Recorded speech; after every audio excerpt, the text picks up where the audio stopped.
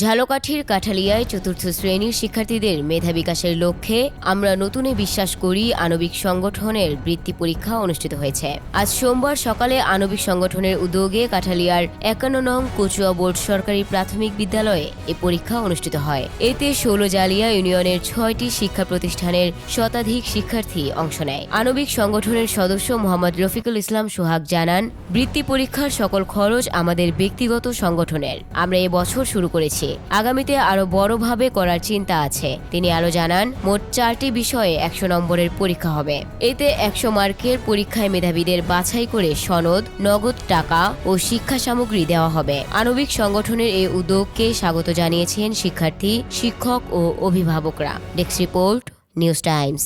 আমরা কেউই জানতাম না যে 4এও বৃত্তি পরীক্ষা হয়, 5এ শুধুমাত্র বৃত্তি পরীক্ষা হচ্ছে, এটাই জানতাম। কিন্তু 4এও বৃত্তি পরীক্ষা হয়েছে এবার। আর যে সংগঠন এই বৃত্তি পরীক্ষাটা নিচ্ছে তাদেরকে আমি ধন্যবাদ জানাই।